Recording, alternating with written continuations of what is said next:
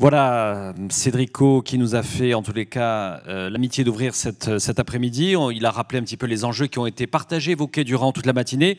Cela va nous permettre justement de pouvoir ouvrir le débat sur le thème de l'Europe par les territoires, les initiatives et la dynamique économique territoriale au cœur du projet digital européen. C'est dans quelques instants puisque les intervenants vont se joindre à moi. Merci.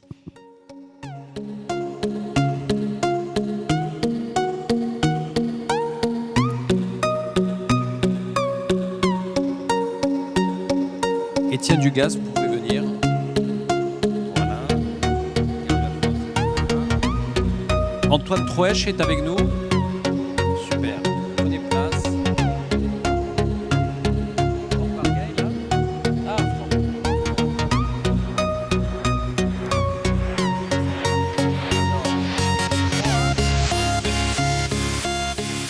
Moi, je me mets.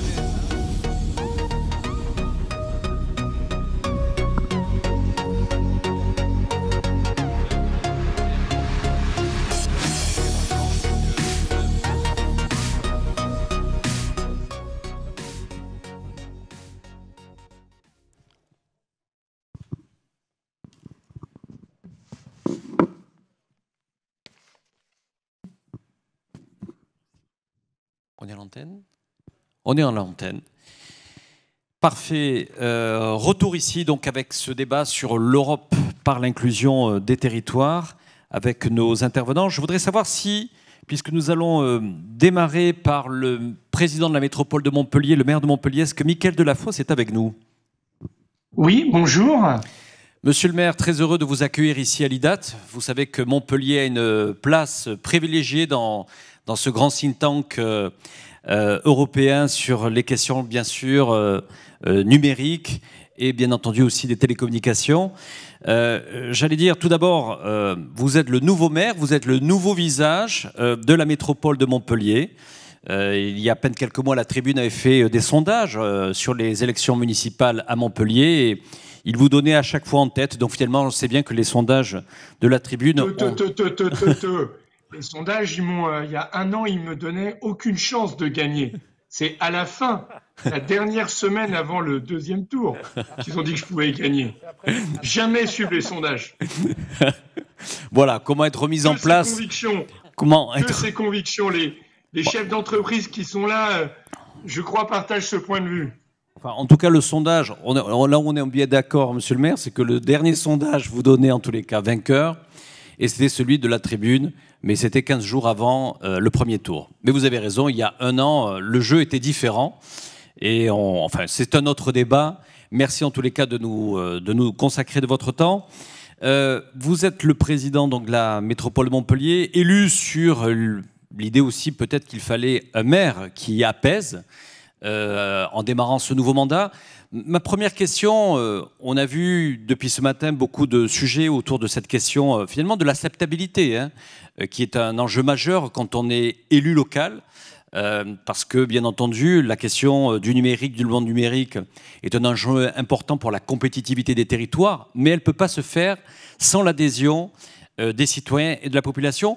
Comment vous voyez jouer votre rôle en tant que président de la métropole Montpellier pour essayer à la fois de concilier l'importance de maintenir la surdouée et l'héritage de Georges Frêche, et à la fois, bien sûr, de tenir compte des craintes, quelquefois de la méfiance et la défiance de la population. Écoutez, c'est un très beau sujet qui est au cœur de tout décideur, qu'il soit politique, économique. Nous sommes confrontés à une société où la défiance est forte, à tout point de vue. Du point de vue du politique, devant la science, regardez la peur qu'ont les Français à l'égard du vaccin, le pays de Pasteur, et aussi des transformations liées au numérique. Et je pense qu'à travers votre question, vous voulez m'interroger sur ce débat qui s'est fait jour autour de la 5G. Et donc, on a vu un certain nombre de positions s'exprimer pour la 5G, c'est-à-dire l'évolution technologique de la téléphonie mobile, d'une part, auquel je crois, parce que c'est le progrès et parce que ça participe de la compétitivité d'un territoire et puis aussi de la qualité de vie dans un territoire. Et puis d'autres qui ont dit « je suis contre la 5G ». Certains pour des raisons qu'on peine à comprendre, et d'autres qui l'ont dit en disant on est à 4, autant s'arrêter. Et donc on devient contre la 5G alors qu'elle apparaît et elle apparaîtra nécessaire. Et moi je crois que des fois quand on est dans ce type de débat, il ne faut pas y rentrer et il faut se poser la bonne question. La bonne question, c'est pas pour ou contre la 5G, c'est comment développons-nous, comment soyons-nous attentifs, à la sobriété numérique, qui est indépendant de la transition écologique sur notre rapport à la consommation d'énergie à l'échelle nationale, européenne et mondiale. Et donc, ça, c'est un débat qui mérite d'être posé. Ça, c'est clair, moi, je prends. Parce que ce n'est pas un débat qui construit sur les peurs, mais qui construit sur la responsabilité par rapport à une ressource dont nous ne sommes pas toujours assurés de l'avoir, c'est-à-dire la production d'électricité, d'énergie. Après, je crois que les gens qui se sont emparés d'une hostilité radicale contre la 5G, ils rejoignent cette société de défiance, comme on l'entend sur les vaccins, comme on l'a entendu sur les masques. Je peux vous dire que devenir maire dans cette crise, quand j'ai pris un arrêté rendant obligatoire le port du masque, je n'imaginais pas que des gens pouvaient être contre, quand eux-mêmes réclamaient au mois de mars des masques. Et donc, il faut affronter les questions, mais il faut peut-être pas aller il faut aller sur le bon terrain. Voilà peut-être ma réponse un peu plus complexe que pour ou contre la 5G, mais qui est la conviction que je vais vous le dire, il y a des terrains où on ne peut pas gagner. Quand les gens ils jouent sur les peurs, c'est très dur. Le terrain où on peut gagner, c'est quand on s'adresse à l'intelligence des gens et qu'on essaye de trouver des solutions. J'ai pas tout à fait fini néanmoins. Avec les opérateurs de téléphonie mobile, j'ai eu un dialogue et je leur ai dit, moi, sur la 5G, pas de problème. Et si par contre, c'est me planter des antennes relais partout et n'importe où, pour défigurer visuellement, pour mettre à côté des écoles et donc alimenter ceux qui jouent sur les peurs, là, ça ne pourra pas marcher. Donc, ne pas se tromper de débat. Et donc, pour Montpellier, j'apprécie beaucoup la référence à la surdouée. Mais Montpellier, c'est un territoire, y compris parce qu'il a une vieille relation avec l'IDAT, qui sera au rendez-vous des enjeux du numérique, à la fois pour ses entreprises, pour ses habitants, pour tout l'écosystème autour du numérique, et puis qui doit veiller à ce que la fracture numérique n'existe pas dans sa propre ville, sur son propre territoire, dans ses quartiers, où là, elle est réelle et sur laquelle nous devons agir. Mais il n'est pas concevable que nos médecins n'aient pas demain les technologies pour développer la télémédecine. Il n'est pas concevable que nos universitaires qui ont besoin de dialoguer avec le monde n'aient pas les technologies nécessaires pour le faire. Voilà. Et moi, j'accompagnerai toutes ces innovations-là avec les opérateurs dans un cadre donné, parce que Montpellier est et sera un territoire d'innovation. Merci, monsieur le maire, et vous l'avez démontré puisque vous avez gagné il y a quelques jours un match important. Après, avant de donner la parole peut-être à Franck Barguin, mais ce match d'avoir, en tous les cas, vous accueillerez en juillet le sommet France-Afrique. Je dis parce que c'est un enjeu important, parce que l'IDAT joue un rôle très important en Afrique, comme think tank auprès des acteurs. Et quand on regarde l'Afrique et quand on regarde l'Europe, finalement, c'est Montpellier qui est au milieu. Vous aurez tous les chefs d'État au mois de juillet africain. Ce sommet devait se dérouler à Bordeaux, puis finalement, il se déroulera à Montpellier. Je dis, c'est déjà pour vous une première victoire. Justement, d'après vous, dans votre vision que vous souhaitez pour porter la métropole de Montpellier, c'est quelle place vous souhaitez donner dans une logique Afrique-Europe, la place de la connectivité entre l'Afrique et l'Europe et la France. Quelle carte vous souhaitez jouer? Puisqu'on va parler beaucoup de territoire, on va parler beaucoup d'Europe, mais ça serait bien d'avoir un mot sur l'Afrique. Bon, écoutez, effectivement, nous avons, je ne sais pas si on a remporté un match, en tout cas, et je l'en remercie très chaleureusement, le président de la République a regardé le dossier Montpellier quand je me suis manifesté en disant ce sommet nous intéresse, ce sommet Afrique-France. Et il a finalement accepté qu'il se tienne à Montpellier. Et si vous me permettez, ce ne sera pas un sommet qui accueillera tous les chefs d'État africains. C'est un sommet sur la volonté du président qui accueillera tous les jeunes leaders de l'Afrique, entrepreneuriaux, chercheurs, politiques. Et donc, c'est un sommet qui accueillera l'Afrique de demain. Et Montpellier a ici un rôle à jouer parce qu'elle dialogue déjà avec le Maghreb, le nord de l'Afrique, et puis parce qu'il existe des coopérations scientifiques, économiques, auxquelles l'IDAT contribue, et elles sont très nombreuses sur le plan culturel avec l'Afrique. Et puis, il faut regarder le monde qui vient. Le monde qui vient, c'est un développement de la francophonie immense avec l'Afrique. Pour nous, c'est le même fuseau horaire. Donc, nos chefs d'entreprise, ils peuvent se positionner. Il existe des liens entre la France et l'Afrique. Et notre idée, à l'issue de ce sommet, et en travail avec la présidence de la République d'ailleurs, c'est que Montpellier puisse être une des portes d'entrée pour les relations entre la France et l'Afrique et la France, dans les domaines que j'ai évoqués. Et l'Afrique, c'est le continent du XXIe siècle. Il y a des forces et des énergies qui ont envie d'accéder au développement, qui ont envie d'accomplir des pas de géant. Et c'est une nouvelle relation de coopération qui doit naître. Et en tout cas, pour ma part, Montpellier, qui est une ville cosmopolite, tournée vers l'avenir, elle doit y participer. Et c'est pour ça qu'on est extrêmement fiers d'accueillir ce sommet et de contribuer ainsi à la redéfinition de la relation qui a commencé après le discours de Ouagadougou entre l'Afrique et la France. Monsieur le maire, merci en tous les cas. Ça nous a donné tous envie d'être à Montpellier en juillet, je l'espère dans un contexte sanitaire, avec un vaccin qui sera développé.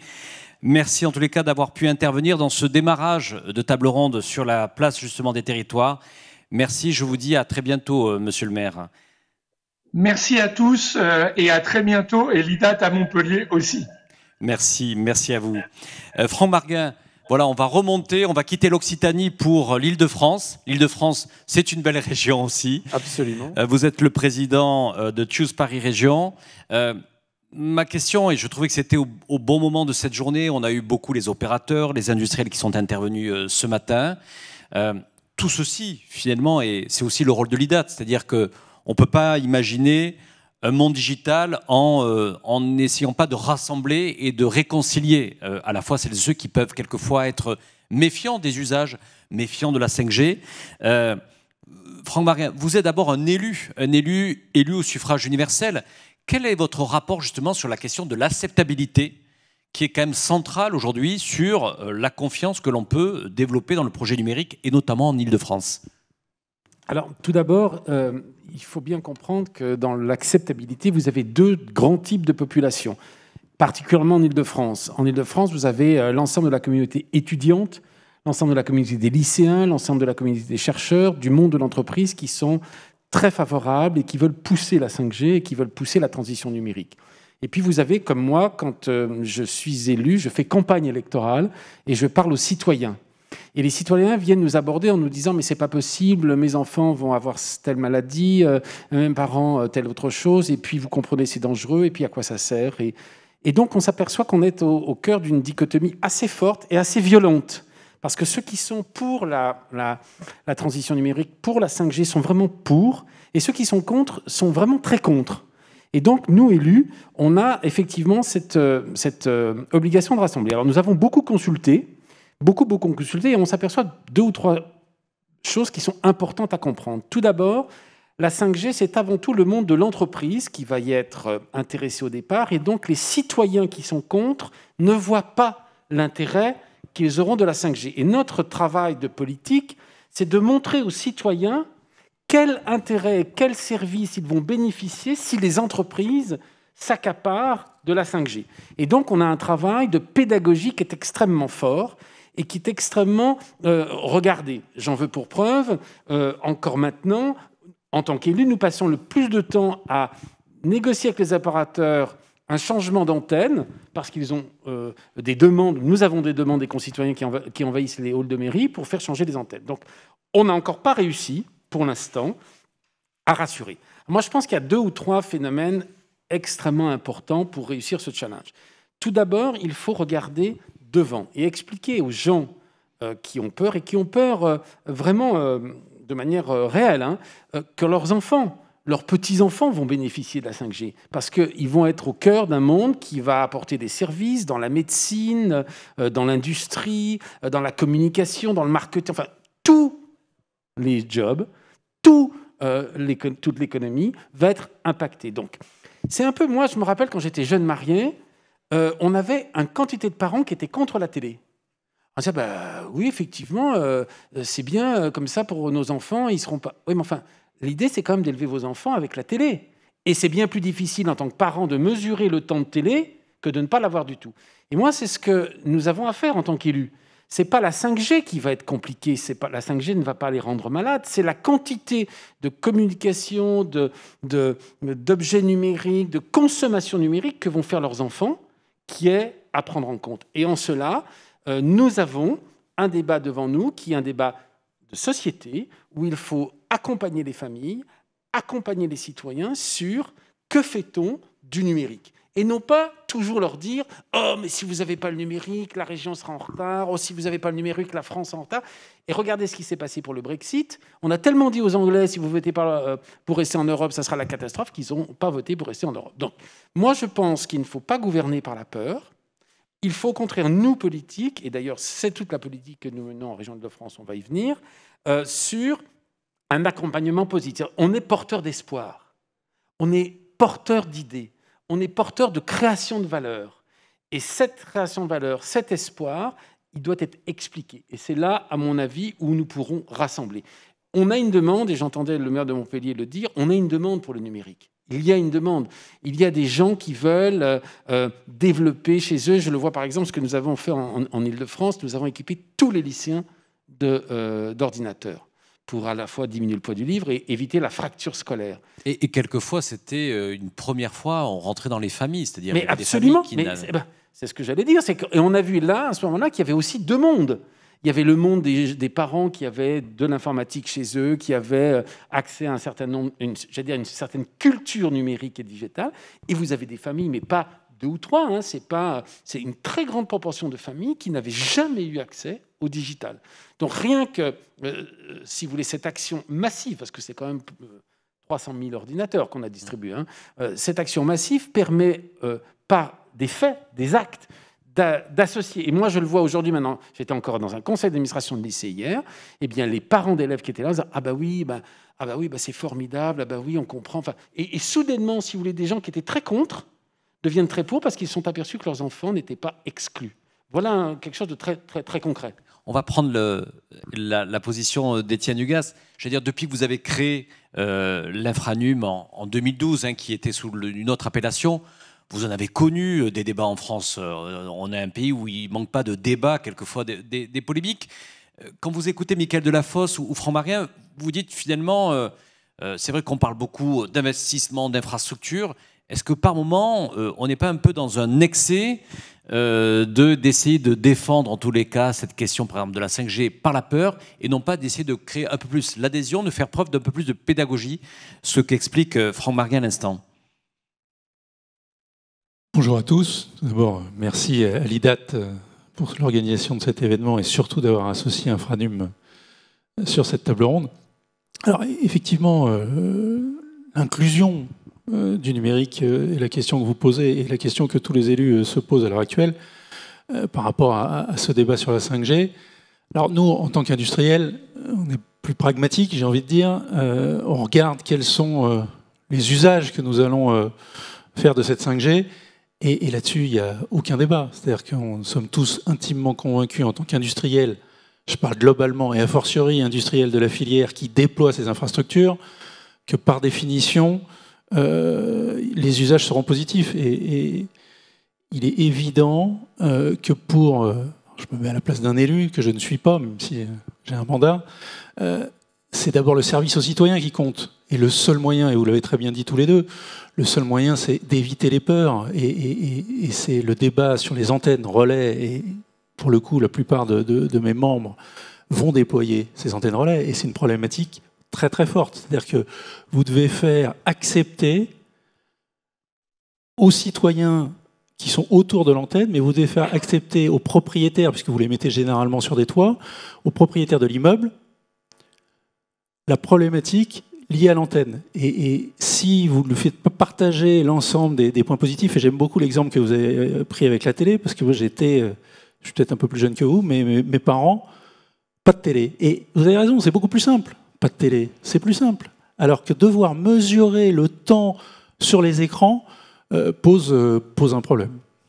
Alors, je voudrais garder le micro. Moi, je voudrais qu'on parle quand même de France Relance, de plan de relance, parce que ça serait bien quand même qu'on puisse voir que dans cette crise, vous l'avez évoqué en préparation de cette table ronde, Étienne Dugas, au niveau de la Fédération d'Infranum, on voit cette crise aussi comme une opportunité. Il faut le dire, on ne le dit pas suffisamment. Donc, dans ce plan de relance, il y a les fameux 7 milliards. Comment ça va se traduire finalement comme bonne nouvelle justement et qui va changer peut-être la perception des Français dans leurs usages numériques? Pour vous, en tous les cas, vous accueillez ça comme une bonne nouvelle et une opportunité pour accélérer? Pour nos industriels, c'est évidemment une bonne nouvelle, hein, puisque tout le monde l'a dit ce matin, c'est quelque part l'appropriation par le plus grand nombre de l'ensemble des outils digitaux, que ce soit dans la vie quotidienne ou que ce soit dans l'entreprise. Donc pour nous, c'est évidemment une opportunité. C'est d'abord une opportunité, et le ministre vient de le rappeler, puisque le ministre, le gouvernement, le président de la République ont enfin clairement dit, nous, l'objectif 2025, c'est la généralisation de la fibre. La fibre pour 100% du territoire. Votre combat de 2012, la question de l'équité des territoires, va être obtenue. Écoutez, si en 2012, on nous avait dit qu'en 2025, nous aurions fibré 100% du territoire français, on nous aurait pris pour des fous. On nous aurait pris pour des fous. Il se fait qu'on a déployé 4,8 millions de locaux raccordables l'année dernière, qu'on va en faire au moins autant cette année, malgré le Covid. Et vous aurez tous noté que cette filière était très très résiliente pendant le premier confinement, a fortiori pendant le deuxième, mais le premier était beaucoup plus dur. C'est-à-dire que non seulement on a maintenu les réseaux, on les a upgradés de façon à ce qu'ils supportent la charge, et on a maintenu les déploiements. Et ça, c'est ça qui a été le plus compliqué.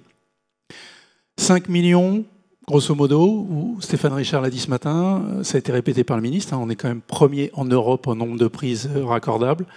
On est dans les tout meilleurs du monde. C'est un succès. Et on ne le dit pas suffisamment. Alors on le dit ici évidemment à l'IDAT, c'est normal puisque c'est notre métier. Mais je trouve que globalement, on ne communique pas suffisamment. On passe notre temps, nous Français, à s'autoflageller. Et on ne communique pas suffisamment sur ce succès de ce grand plan France Très Haut Débit. Alors justement, ça va être Antoine Truech qui est un peu à la manœuvre. Quand on dirige l'investissement à la Banque des Territoires, c'est la Banque des Territoires, notamment qui a un peu cette responsabilité de la mise en œuvre de France Relance. Je pense notamment à son directeur général, Olivier Sichel. Vous avez entendu les élus pleins d'appétit, que ce soit pour Mickaël Delafosse depuis Montpellier, Franck Marguin, qui quand même, je le rappelle, en Hauts-de-France, on était parti en 2016 sur 29% de très haut débit. La présidente Valérie Pécresse interviendra dans quelques instants. On a très largement déployé ce très haut débit partout, qui fait de la région Île-de-France une des régions... 95%, voilà. Quand on part de 29% en 2016 et qu'on est à 95%, c'est vrai que c'est bonne nouvelle. Quelquefois, peut-être, les médias ou les journaux ont leur part de responsabilité. Les bonnes nouvelles ne remontent pas suffisamment. Pouvez-vous nous dire, Antoine Truech, parce qu'il y a les annonces, il y a l'argent qui est mis, comment va se faire tout cela? Et sachant que, bien sûr, on va dire que la Banque des Territoires est au cœur du nucléaire pour la mise en œuvre de France Relance. Je ne sais pas si vous avez employé le mot nucléaire à dessein, puisque j'y ai passé 15 ans de ma carrière. D'ailleurs, je vais commencer par ça. sur le sujet de la 5G. Quand on regarde les installations nucléaires en France, elles sont acceptées. Plus on est proche de l'installation, plus elles sont acceptées. C'est parce qu'elles sont comprises, parce qu'on en voit les bienfaits et parce que, justement, les gens sont à proximité, donc peuvent voir que les peurs ne sont pas tout à fait celles qu'on leur explique quand on est à 1000 km de là. Voilà. Je ne parlerai pas du débat sur la 5G parce qu'on est là pour parler d'Europe et de territoire. Merci de votre question. Merci aussi à l'IDAT de cette invitation. Effectivement, la Banque des territoires est née à l'initiative du directeur général de la Caisse des dépôts pour réduire la fracture territoriale. Cette relance, et vous l'avez très bien dit, Étienne, est aussi une opportunité d'injecter de l'argent, d'injecter encore plus d'argent pour sortir avec quelque chose de cette crise. Et en fait, quand on a réfléchi au plan de relance, et on est à la manœuvre évidemment avec d'autres financements, il y a des financements de l'État, mais je voudrais aussi en parler aussi, il y a des financements de l'Europe, et ça on ne le dit pas assez. Hasard de calendrier, je déjeunais avec un des dirigeants de la Banque européenne d'investissement. Est-ce qu'on sait, là, dans les territoires, à Montpellier, ailleurs, quand il y a un financement européen derrière? Quand nous, la Banque des territoires, on finance l'enfouissement du réseau à Saint-Martin, après l'ouragan Irma, est-ce qu'on sait qu'il y a une subvention du FEDER, du Fonds européen pour les régions? Voilà, donc ce qu'il faut comprendre dans ce plan de relance, c'est d'abord que c'est un effort et une réussite collective. Le plan de relance à 100 milliards, on sait qu'il y a 40 milliards de redotation budgétaire de l'Europe, et puis il y a les financements directs de l'Europe. Si aujourd'hui on peut avoir la chance d'en parler, je voudrais le faire. Alors ensuite, de façon concrète, et là c'est une idée que je voulais partager avec vous, qui est un peu déjà évoquée, c'est qu'on ne peut pas dire le plan de relance, c'est la transition écologique, c'est les commerces, c'est le tourisme, c'est l'habitat, et puis à côté c'est le digital. Non. En fait, nous on a conçu le plan de relance avec le digital vraiment en transverse. Donc quand dans le tourisme on injecte 3 milliards, on investit dans les petits hôtels, on soutient les exploitants, mais en parallèle, on va mettre plusieurs dizaines de millions sur une plateforme numérique et digitale. Alors justement, on me dit qu'il y a un code secret à la Banque des Territoires. Vous allez nous le révéler pour tous les participants qui nous suivent en direct sur les dates. On me dit que le code secret, ça s'appelle DDP. Oui, on est un peu trop dans les acronymes. Là, ça me rappelle le nucléaire d'ailleurs. Digital, durable, participatif. Le participatif est intéressant parce qu'on voit bien que tous ces sujets d'infrastructure qu'on va déployer, la 5G, le très haut débit, il y a une notion d'acceptation locale. Et donc, nous, à la Banque des Territoires, on met aussi des moyens, que ce soit en études, mais aussi en moyens digitaux. On a une petite start-up qui a été l'organisatrice du grand débat à la sortie de la crise des Gilets jaunes. Vous savez, on a interrogé les citoyens sur les thématiques. Ben, en fait, c'est une de nos participations en portefeuille qui était derrière l'organisation. Ça, c'est du digital et du participatif. Durable, on met 40 milliards dans un plan climat. On reparlait des ordres de grandeur avec la BEI. On sait bien qu'il va être digital, ce climat. On en parlait tout à l'heure, c'était le ministre qui en parlait sur l'innovation. On va être obligé demain, pour la rénovation énergétique, c'est pas que des travaux, c'est de l'intelligence artificielle sur la mesure de consommation des bâtiments. L'idée que je voulais vous dire, et aussi c'est avant-hier dans une réunion avec un exécutif régional, on nous dit nous on veut pas de la télémédecine. Parce que si on prend la télémédecine, il n'y aura pas les médecins qui vont venir dans nos déserts médicaux. Et ça, vous voyez, c'est opposer deux choses. C'est opposer le physique et le digital. Et nous, on pense que c'est au contraire, il faut travailler les deux. Il faut que dans cette région où il y a des déserts médicaux, on remette des médecins et qu'il y ait les moyens associés. Et en même temps, il faut qu'on leur donne les outils de télémédecine et de diagnostic. Si vous prenez la Polynésie française, on en discutait dans le cadre du plan relance avec le président Fritsch. Vu les distances, ils n'ont pas un CHU sur toutes les îles. Mais s'ils ont des moyens de télédiagnostic et de télémédecine dans les différentes îles, on peut avoir un système qui fonctionne parfaitement. Voilà, donc c'est cette idée de ne pas opposer le physique et le digital. Le ministre Cédrico parlait de ce qu'on va faire avec les conseillers du numérique, c'est-à-dire 4000 conseillers du numérique qui vont aider sur la fracture numérique. C'est tout ça qu'on va mettre ensemble. Enfin, j'ai pas vraiment répondu parce que peut-être que nous, on est vraiment dans l'action et moins dans dans la satisfaction. Il reste encore beaucoup de choses à faire sur le plan très haut débit. On finance à peu près 2 prises sur 3 dans les RIP. On l'a dit, Étienne, vous l'avez dit, ça a été remarquable ce qui a été fait cette année, c'est-à-dire la résilience. Et on le voit bien sur les participations qu'on suit. Oui, c'est quelques centaines de milliers de lignes de retard à la fin de l'année. C'est rien du tout par rapport aux enjeux. Donc une vraie réussite. Je voudrais parler un peu d'Europe aussi. Un dernier mot, parce que la présidente de la région, voilà. On me dit qu'elle est avec nous en direct, Valérie Pécresse. Sur l'Europe, il y a quelque chose qui est très intéressant. Il y a une initiative qui s'appelle Connecting Europe Facility, où à chaque fois que l'opérateur, qui est la Caisse des dépôts, met 5 millions dans une infrastructure, l'Europe met 5 millions. On fait énormément de choses dans le bus électrique, dans l'hydrogène. On aimerait que demain, on le fasse sur les enjeux des infrastructures numériques, que ce soit la couverture mobile, la sécurisation physique ou la fin du plan très haut débit. Voilà. Merci.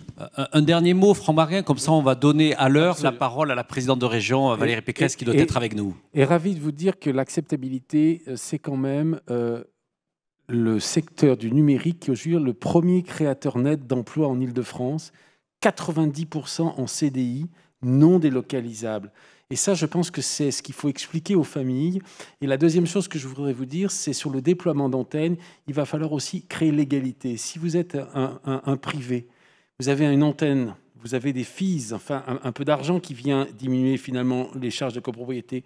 Quand on met les enseignes sur les HLM, qui sont gérés par des bailleurs sociaux, l'argent va aux bailleurs sociaux. Et moi, ce que je veux dire ici, c'est qu'il faut que les bailleurs sociaux associent la baisse des loyers avec l'arrivée de l'antenne, et vous verrez que l'acceptabilité sera aussi meilleure si les gens plus modestes n'ont pas l'impression d'être volés par rapport aux gens plus, j'allais dire, aisés. Et c'est important. Voilà. Merci Franck Marguin. Restez avec nous, puisque la présidente de la région Île-de-France, Valérie Pécresse, doit être avec nous.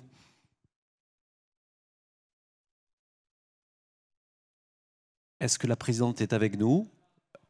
Pas encore. Donc, on a un peu de temps. Vous voyez, on va pouvoir prolonger nos échanges sur la question de l'Europe parce que, voilà, et je voudrais peut-être poser la question à Étienne Dugas.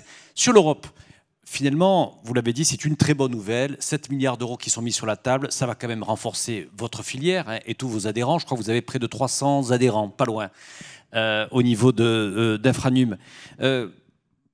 À l'échelle, on dit souvent que le marché, ça sera dit cet après-midi, le marché européen a du mal à se structurer par rapport à un marché très simplifié avec peu d'opérateurs aux États-Unis ou en Asie. Vous, quand vous pilotez et animez la filière à l'échelle de France, vous vous dites c'est quoi le next step pour renforcer votre filière, mais sur le plan européen? Alors déjà, j'ai noté que dans le plan de relance, pour le coup, européen, globalement, alors, il y avait 150 milliards dédiés aux infrastructures numériques sur l'ensemble du territoire. Et évidemment que l'ensemble de la filière que je représente va essayer d'exporter ce savoir-faire pour aller donner un coup de main à nos amis européens. Donc faire des champions de l'export, notamment en Île-de-France. Ça me permet d'introduire Madame la Présidente Valérie Pécresse. Bienvenue à l'IDAT. Merci d'être avec nous. Bonjour, est-ce que vous m'entendez bien? On vous entend très bien. Voilà, oh. On vous entend très bien. Nous sommes en direct du Palais Brognard. Et justement, parler d'anticipation, de vision. Alors, avant de parler de prospective, et je sais que pour l'ancienne ministre de l'Enseignement supérieur, c'est des sujets qui vous passionnent, mais je voudrais d'abord qu'on soit peut-être dans le bilan. Voilà. Excusez-moi, j'ai un petit écho. Je voudrais qu'on coupe l'autre ordinateur. Je m'entends parler. Oui, ce qui n'est jamais très agréable. Voilà, il faudrait juste... Débranche-moi peut-être ça. Bon. Ils sont tous partis, là, ça y est, c'est la technique. Bon, on va essayer de... Je vais parler avec l'écho, mais si on pouvait me débrancher juste cet ordinateur, ce serait parfait. Faut juste me l'éteindre. Ouais, essaye, débranche. Bon. Personne n'ose. Allô? Ah, zut. On a perdu Valérie Pécresse. Alors, Franck Marguin, peut-être avant d'accueillir Valérie Pécresse, moi, il y a un sujet sur lequel je voulais échanger avec la présidente, mais vous pouvez nous en parler puisque vous êtes à ses côtés dans la gouvernance de la région. On a parlé de ce sujet d'inclusion. C'est quand même le travail qui est fait dans les lycées, vous l'avez dit tout à l'heure. quand il y a eu cette période de confinement, une des décisions politiques qui a été prise par Valérie Pécresse, c'est quand même de pouvoir équiper tous les lycéens. Et quand j'ai ressorti les chiffres et que j'ai enquêté sur les chiffres, on me parle quand même de 400 000 tablettes ou ordinateurs, puisque je crois que les lycéens avaient le choix justement de leur équipement. Ce qui est intéressant, c'est qu'en fait, nous avions pris une décision. Valérie, nous avions pris une décision d'équiper les... Ah, là voilà. Donc je pense qu'elle va pouvoir vous répondre encore beaucoup mieux que moi, puisqu'on a beaucoup distribué ensemble de tablettes, mais je vais quand même lui laisser la parole. Voilà, Valérie. Merci Franck. Merci, Madame la Présidente de Région. Très heureux de vous accueillir ici à l'IDAT. Vous avez plus d'écho ? Si, j'ai toujours l'écho, mais c'est pas grave, je vais le faire avec, parce que comme mon équipe est pas capable de me l'enlever, je crois que je vais le faire avec. Donc, Madame la Présidente de Région, d'abord peut-être partir d'un bilan, avant qu'on parle de prospective et de projets à venir, il y a d'abord le réalisé par la région. On le rappelait par les chiffres, quand vous êtes arrivé en 2016, il y avait à peu près 29% de très haut débit, donc vous avez mis le paquet sur les infrastructures, tout ceci dans un enjeu peut-être d'équité dans les territoires de la région Île-de-France, pour que chacun finalement se sente ne pas être oublié dans cette région Île-de-France.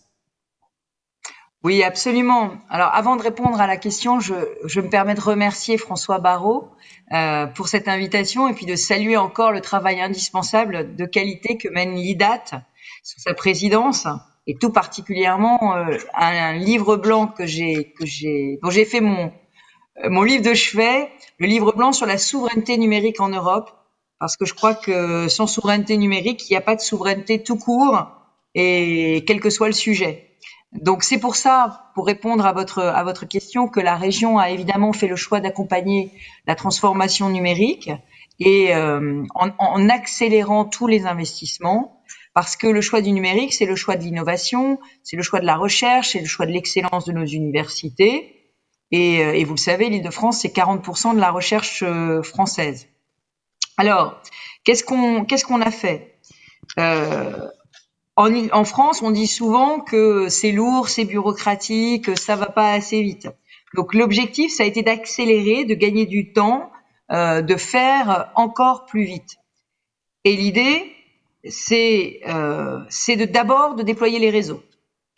Déployer les réseaux pour la connectivité du territoire, c'est 100 millions d'euros qui ont été investis par la région sur le très haut débit, dans les zones rurales et dans la Grande Couronne. Et ça donne des résultats, puisque au baromètre THD zone ADSL 2020, l'Île-de-France est classée première de France désormais, avec une note de couverture de 96,19%, apprécié le 19%. Et c'est vrai que dans un département, par exemple, comme le Val d'Oise, qui est un département de grande couronne, à la fin octobre 2020, on était déjà à 95%. Donc, on a vraiment accéléré les choses. C'est les départements qui sont chargés de fibrer, mais la région leur a donné les moyens supplémentaires pour accélérer tout ça. En 2015, vous l'avez dit, le taux d'éligibilité des logements à la fibre était de 30% et il est aujourd'hui de 83%. Voilà. Alors, j'en profite pour faire un petit point sur la 5G, parce que sur la 5G, je crois qu'il faut pas que nous prenions du retard. C'est pour ça que je pense qu'il faut à la fois rassurer et accélérer sur la 5G. Depuis le 18 novembre, l'ARCEP autorise l'utilisation des fréquences 5G. Certains opérateurs ont déjà lancé la commercialisation dans plusieurs villes d'Île-de-France. Bouygues, c'est Montreuil, Saint-Denis, Argenteuil, Boulogne et Versailles.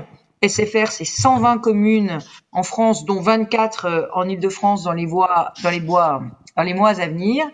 Et pour Orange, c'est 160 villes en France, dont une vingtaine en Île-de-France, comme Aubervilliers, Bourg-la-Reine, Courbevoie ou l'Haye-les-Roses. Donc, l'idée, c'est que la 5G se déploie dans tout le pays et que l'Île-de-France ne doit pas rester à l'écart. Elle doit saisir cette nouvelle technologie et elle doit la mettre à la disposition de ses entreprises et de ses habitants. Je prendrai un seul domaine dans lequel la 5G va vraiment nous changer la vie, c'est les transports. Un train, c'est des centaines, des milliers de voyageurs dont la demande en connectivité est croissante et où la 4G va avoir évidemment bien sûr ses limites. Et puis, évidemment, la 5G, c'est le big data, c'est le traitement des données. Là aussi, je prendrai l'exemple des transports. Nous sommes en train de vidéoprotéger l'ensemble des transports. Ces caméras de vidéoprotection, on peut pas les surveiller toutes en même temps. Donc, on aura besoin de faire du tri du big data, de l'intelligence artificielle, et on aura besoin d'avoir des réseaux qui arrivent à supporter ce traitement de big data. Je vous parle même pas des applications industrielles qui sont évidemment très importantes pour l'Île-de-France ou des impacts en matière de santé de la 5G.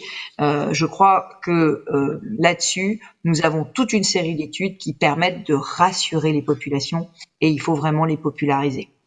On l'aura compris, Valérie Pécresse, vous êtes pour le Tour de France, pour les sapins et pour la 5G, ce qui rassure justement, ce qui rassure les participants de l'IDAT. Ah, vous n'avez plus le son. La présidente de région, vous m'entendez? Ils m'ont enlevé le son maintenant. Ah, ben dis donc. Il faut que la 5G arrive, c'est ce qu'on me dit. Vous nous entendez ou plus, Valérie Pécresse? Oui, je vous entends à nouveau. Ah, mais voyez, j'imagine que quand vous étiez la conseillère de Jacques Chirac au numérique, ça se passait mieux. Je disais... À l'époque, je l'initiais au mulot. Je disais, Valérie Pécresse, quand le son s'est coupé, mais peut-être que c'était peut-être certains, on va dire, verts qui nous ont coupé le son, parce que je disais, vous êtes pour le Tour de France, vous êtes pour les sapins, et donc on aura compris, vous êtes pour la 5G. Oui, mais je suis aussi pour qu'on popularise toutes les études de santé qui rassureront les populations. Vous savez, la crise Covid va changer beaucoup de choses. Beaucoup de nos habitants ont envie de vivre à la campagne près de Paris.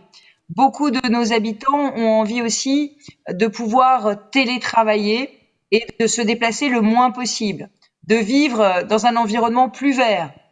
Donc la qualité des réseaux va aussi permettre la qualité de vie et l'écologie au quotidien. D'ailleurs, la région s'est beaucoup engagée dans le financement de tiers-lieux. Et là aussi, ces tiers-lieux, il faudra les faire fonctionner. On est aujourd'hui avec 136 tiers-lieux financés par la région Île-de-France. Et nous avons aussi 156 micro-tiers-lieux dans les gares pour permettre de ne pas forcément prendre son train aux heures de pointe et lisser les heures de pointe. Donc vous le voyez, il y a un vrai enjeu aujourd'hui sur la qualité des réseaux et donc on s'y emploie. Valérie Pécresse, on vous a beaucoup suivi sur vos déclarations dans la tribune sur la question de l'industrie de la donnée, où vous voulez que justement la région Île-de-France joue un rôle majeur dans la compétitivité mondiale. Est-ce que vous pouvez partager justement votre vision et à la fois déjà les actions concrètes que vous menez, qui vont bien sûr intéresser ici tous les participants de l'IDAT? Alors, on parlait du big data, on parle de la donnée. Évidemment, la donnée va faire apparaître des nouveaux modèles économiques. Et on est confronté à un paradoxe. La donnée est très abondante, mais elle est sous-exploitée. Et elle est encore beaucoup trop fermée, on le sait bien. Elle ne circule pas assez. Elle ne crée pas assez de valeur. On a 90% des entreprises en Île-de-France qui affirment ne pas partager leurs données avec d'autres entreprises. Alors, je crois qu'il y a des pans entiers industriels à développer autour de la donnée. Et je sais que l'Union européenne y travaille. J'en ai parlé avec Thierry Breton, avec son Data Governance Act. Nous avons comme ambition en Île-de-France, parce que nous avons la première école mathématique française, parce que nous sommes le berceau des télécoms et parce que nous avons des centres de recherche de très grande importance sur le sujet. Nous avons comme ambition d'être la première région européenne de l'intelligence artificielle. Et pour nous, l'intelligence artificielle, c'est un secteur industriel à part entière, au même titre que l'aéronautique et l'automobile, et en lien avec l'aéronautique et l'automobile. C'est pour ça qu'on a lancé le plan Intelligence artificielle 2021 et qu'on a initié des challenges intelligence artificielle. Alors comment ça se présente? C'est des startups qui concourent pour la meilleure exploitation de données qui sont mises à leur disposition par des grands donneurs d'ordre. Et à la fin, on a une dizaine de startups qui travaillent avec ce donneur d'ordre. Et puis à la fin, on a un lauréat du challenge qui peut développer son produit. On a fait des challenges intelligence artificielle très intéressants avec Gustave Roussy, par exemple, sur la cancérologie. avec l'Institut Curie et l'Assistance publique Hôpitaux de Paris. Et l'idée, c'est d'aller vers de la médecine personnalisée et de faire naître des industries de santé liées au traitement du big data. Dans le domaine industriel, cette année, on est en train de travailler avec la société Dassault Aviation sur la maintenance des Falcons. On a fait aussi un projet avec Michelin, un projet avec la SNCF sur l'utilisation du big data dans les transports. Donc ces challenges permettent de travailler aux startups, de travailler sur des données réelles et rapprochent l'écosystème des startups de l'industrie traditionnelle. Et l'idée, c'est vraiment que l'intelligence artificielle devienne au cœur de toute notre réflexion sur la modernisation de notre industrie. On a mis en place aussi un pack intelligence artificielle. C'est un financement de 40 000 € qui permet aux PME ou aux ETI de démarrer un premier usage de l'intelligence artificielle en s'appuyant sur des compétences reconnues et sélectionnées. Et puis, nous avons aussi investi dans le quantique. J'ai lu que le quantique avait été placé comme la technologie prioritaire d'ici 2030 par les membres de l'IDAT. Eh bien, là aussi, l'Île-de-France a annoncé plusieurs initiatives sans attendre le lancement du plan national quantique qui est promis depuis quelques mois et qui se fait un peu attendre. On avait créé un domaine d'intérêt majeur de recherche, c'est-à-dire un réseau de chercheurs franciliens qui s'appelle CIRTEC et il a été créé en 2017. Nous avons ensuite, dans le cadre de CIRTEC, nous avons soutenu le laboratoire de R&D quantique d'Atos parce qu'il risquait de partir se localiser ailleurs et que nous voulions qu'il soit localisé en Île-de-France. Et on veut continuer de positionner l'Île-de-France en leader du quantique. Donc, ce que nous allons faire, c'est que nous allons soutenir le premier réseau de communication quantique entre Saclay, Châtillon et Paris. Ça s'appellera le Paris Region Quantum Communication Infrastructure, en bon français dans le texte, le QCI. Et il sera issu d'une collaboration entre grands groupes, start-up et académiques. L'université Pierre et Marie Curie, avec son laboratoire le LIPSIS, l'Institut d'optique et télécom Paris. On subventionnera ce projet à hauteur de 1 million d'euros et ça pourra constituer la pierre angulaire française d'un projet européen d'infrastructure quantique. On fait, comme on a fait le PAC IA, on fait le PAC quantique Île-de-France avec un programme unique qui engagera 1 500 000 € sur 3 ans afin de créer des synergies entre les grands groupes industriels et les startups franciliennes. On pense à EDF, on pense à Pascal. Donc vous voyez, on en est qu'au tout début de cette industrie de la donnée. Mais les régions ont la compétence développement économique et on doit de plus en plus investir dans ces projets d'innovation de rupture, comme on le fait en ce moment, afin de faire émerger des modèles économiques. Et c'est ma grande fierté, c'est le partenariat qu'on est en train de tisser avec l'Assistance publique Hôpitaux de Paris pour faire une plateforme des données de santé en Île-de-France. Et puis, il y a évidemment tout le travail qu'on fait sur la mobilité qui, évidemment, est crucial. Voilà. Et puis, j'ajoute que vous retrouvez tout ça, pour ceux que ça intéresse, sur notre plateforme de données Île-de-France Smart Service, qui a vocation à être le double numérique de la région, mais aussi l'agrégateur des données publiques et privées régionales. On a déjà mis 10 000 jeux de données en ligne sur Île-de-France Smart Service. Et l'objectif, c'est d'apporter des nouveaux services au public avec cette donnée. Voilà, donc n'hésitez pas à vous saisir de cette open data régionale. Merci en tous les cas, Madame la Présidente. On voit bien que cette crise a révélé encore plus fortement le fait régional. Ça se voit dans toutes les enquêtes d'opinion. Et on voit que la feuille de route est très ambitieuse pour les actions à venir. Nous espérons que nous vous accueillerons ici, au Palais Brongniart, l'année prochaine, dans de bonnes conditions. Merci Valérie Pécresse. À très bientôt. Merci à vous. Merci.